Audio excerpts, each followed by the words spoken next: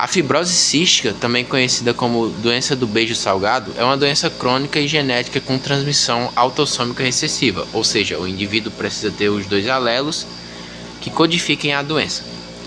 É uma alteração na proteína CFTR que é codificada pelo gene CFTR. Os dois têm o mesmo nome. Essa proteína tem a função de permitir a entrada e saída de íons cloreto em membrana de células principalmente epiteliais. Essa mutação diminui ou acaba com a função dessa proteína, que, em consequência disso, prejudica o movimento ciliar do trato respiratório, que é responsável pelo transporte do muco, que pode causar também infecções. Falando um pouco especificamente da via respiratória, a gente tem aqui uma glândula que vai secretar o muco.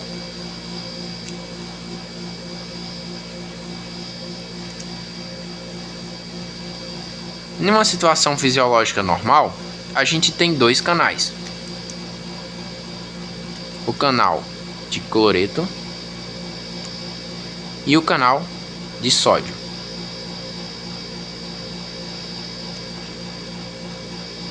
A gente tem representando aqui mais à esquerda os cílios, que vão ser responsáveis pelo transporte desse muco. Normalmente, o cloreto sai dessas células, dessas duas células representadas, são células colunares, vizinhas a esta glândula. O cloreto vai sair e o sódio vai entrar. Por osmose, o sódio vai atrair a água e a água também vai entrar. Como vocês podem ver, nessa outra célula colunar também acontece o mesmo. Em uma situação em que a gente vai ter a doença fibrose cística, a gente vai eliminar os canais de cloreto, ou seja, os canais de cloreto não vão funcionar.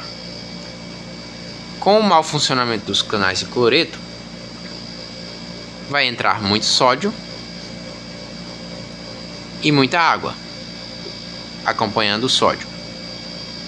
Nessa situação normal fisiológica, o cloreto, a saída do cloreto, controlava a entrada de sódio, porque o cloreto, como é negativo, vai atrair a positividade do sódio.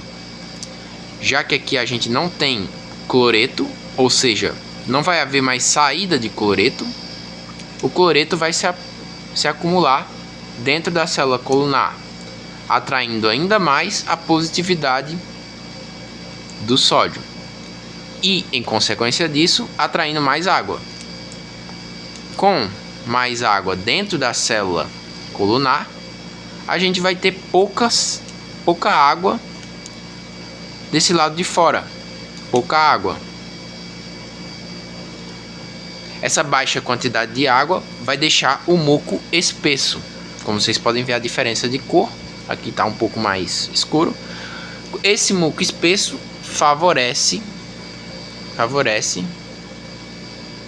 dificulta o batimento dos nossos cílios. Vai dificultar o batimento deles, porque o muco espesso consequentemente dificulta esse transporte. Esse acúmulo de muco vai favorecer o desenvolvimento de bactérias e micro-organismos.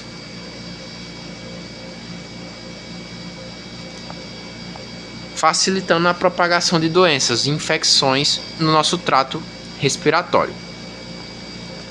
Partindo para as glândulas sudoríparas, para a gente entender o porquê dessa doença é chamada de doença do beijo salgado, a gente tem aqui uma glândula sudorípara, numa situação fisiológica normal. Aqui o lúmen, a luz, o lado de fora o suor, enfim. A gente vai ter dois canais, um de cloreto e um de sódio. O cloreto vai entrar por meio deste canal e em consequência disso vai atrair a positividade do sódio, negativo, positivo, deixando o suor menos concentrado e menos salgado. Em uma situação de fibrose cística, sem o nosso canal de cloreto, o cloreto vai se acumular na parte de fora.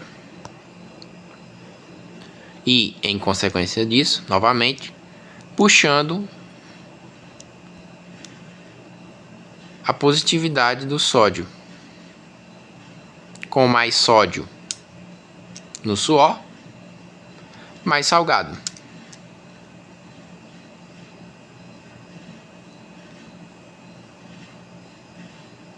O que é facilmente percebido no nosso suor quando a gente beija. Por isso, doença do beijo salgado. Vamos ter também acometimento do pâncreas. O pâncreas vai ter o acúmulo de muco no pâncreas. Esse muco vai obstruir os ductos pancreáticos, que são responsáveis por produzir enzimas. Vai haver então uma retenção de enzimas digestivas, que vai acarretar no indivíduo principalmente uma hipovitaminose,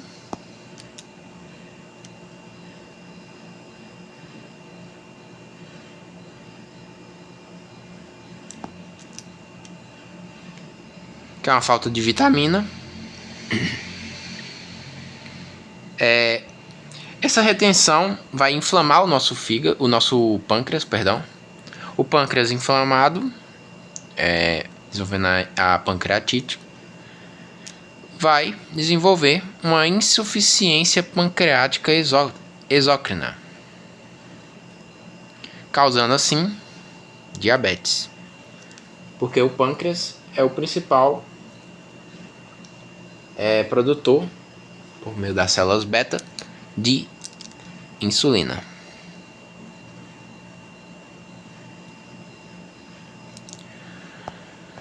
Edema pode causar um edema generalizado, mas como esse edema generalizado pode ser causado? Esse comprometimento do pâncreas diminui a produção de proteínas, a concentração de proteínas no sangue. Hipoproteinemia. Hipo, pouca, proteína e emia de sangue. Pouca, baixa quantidade de proteína no sangue. Por que as proteínas plasmáticas do sangue são tão importantes?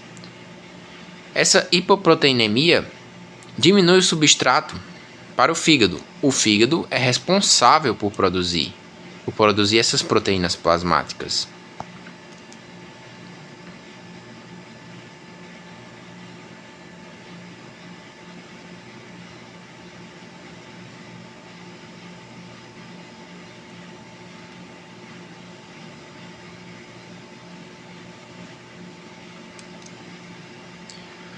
Essa diminuição de proteínas plasmáticas por osmose vai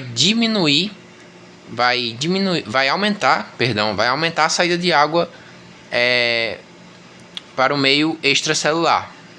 Aqui está errado. Não, aqui tá, na verdade aqui está certo. Vai aumentar a saída de H2O intracelular, ou seja, vai sair mais água da célula. Essa saída de água da célula vai contribuir para a formação de edemas.